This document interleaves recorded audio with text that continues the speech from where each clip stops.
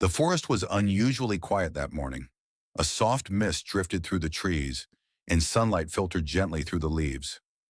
Deep in the heart of the woods, near a narrow dirt trail rarely walked by people, something moved behind a patch of wild ferns.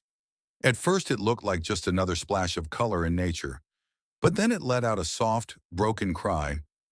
Emily, a nature videographer who had come out early to film deer, paused mid-step. She tilted her head, listening. The sound came again soft, almost like a whispering sob. Curious and concerned, she followed the noise, stepping carefully over roots and wet moss. Then she saw her peahen. Not just any bird, but a mother peacock, trembling and still. Her wing hung at an odd angle, feathers dulled with dirt. One leg was curled awkwardly beneath her, and her eyes, those deep dark eyes, were full of fear and pain. Emily dropped to her knees. "Hey there, sweetheart," she whispered, moving slowly. "What happened to you?" The peahen didn't run, she couldn't. She only looked at Emily, breathing fast, as though she knew this human might be her only chance.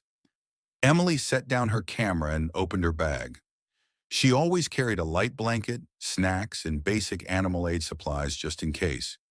She spoke softly the whole time, her voice steady and calming. "You're okay now. I've got you." After a few minutes of gentle coaxing, Emily wrapped the bird in the blanket and cradled her close. The peahen shivered but didn't resist. Emily could feel her heart beat fast and frightened. She carried the bird back to her old Jeep, parked half a mile away. Every step, she walked carefully, shielding the bird from cold air and branches. "Hang on," she murmured. "We're going to fix this. You're safe now." As the forest faded behind them, a quiet promise settled in Emily's heart. She wouldn't let this mother suffer alone. Back at her cabin, tucked near the edge of the national park, Emily transformed her sunroom into a quiet recovery space. The warm morning light poured through the windows, and a soft playlist of calming nature sounds played in the background, something she usually used for editing, but now felt perfect for healing. She laid the injured peahen gently on a folded towel lined with soft fleece.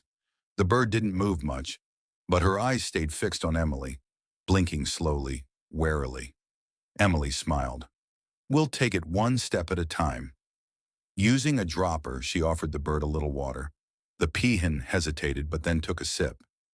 Emily exhaled with relief. "That's a good girl." Next, she examined the wing.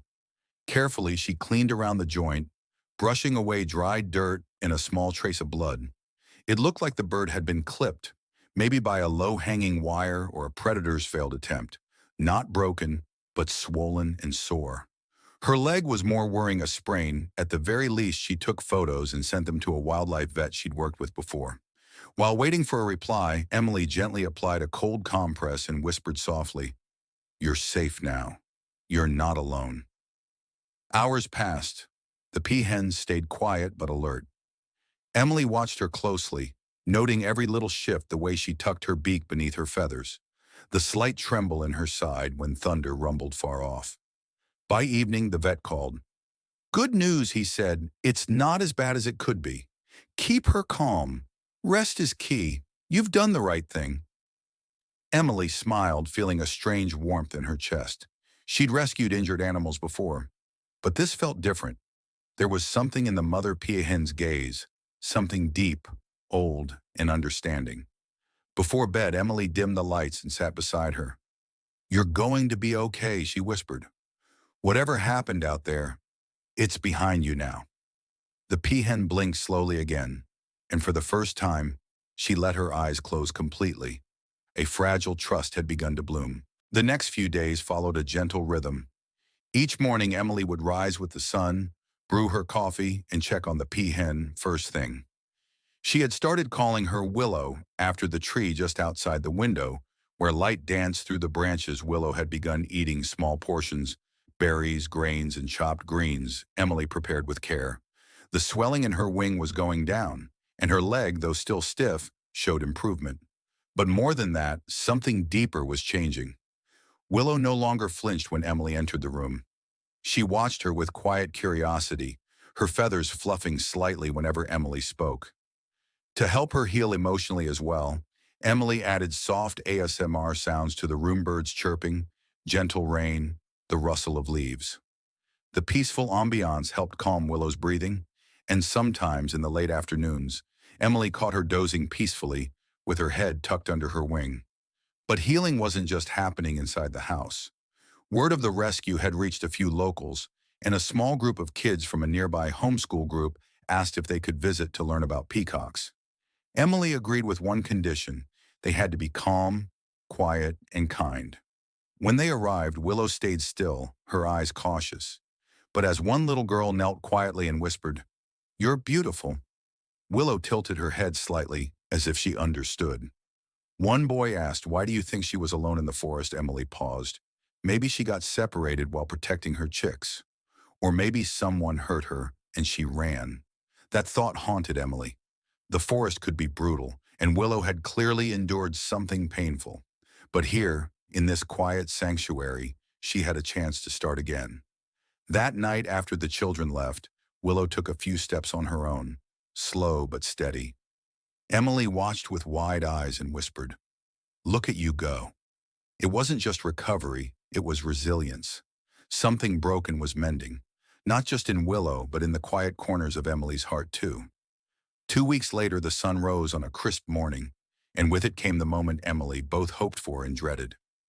Willow stood at the edge of the porch, her feathers gleaming again, the soft breeze ruffling through her now healthy wings. She looked stronger, taller even. Her steps were confident, her leg no longer stiff. Her eyes had changed too. They no longer held fear. Only calm, Emily opened the gate to the side trail that led back into the wilderness. She crouched beside Willow, heart tight. "You're ready," she said softly, brushing her fingers near the bird's side. "But I'm going to miss you." Willow blinked slowly. She didn't move right away. Instead, she looked out at the woods, then back at Emily, as if trying to decide something. For a long moment, they just stayed like that. No words, just the sound of the wind and the distant rustle of trees. And then with a quiet strength, Willow stepped forward. She didn't run. She didn't fly. She walked, her head high, following the trail with grace. Emily stood, watching her figure blend into the wild, her colors merging with nature's palette. She felt tears well up, not of sadness, but of awe. That evening, Emily sat on her porch sipping tea. The forest was alive with sound, but something felt different, peaceful, whole. She picked up her camera and looked through old footage the first day she found Willow, the quiet recovery moments, the slow steps, the kids' visit. Then just as she began to close her laptop, she heard a soft flutter behind her. She turned. Willow stood at the edge of the yard again, watching. Emily smiled wide. "You came back," but Willow didn't stay. She let out a soft, melodic cry, then turned and vanished once more into the trees. Not as a pet, not as a rescue, but as a free soul, healed and whole. Emily exhaled deeply. Sometimes the forest gave, sometimes it took, but every so often it returned something transformed. And in the quiet that followed, Emily whispered to herself, "That's the kind of goodbye you never forget." The camera stayed off. Some stories weren't meant to be filmed, only felt.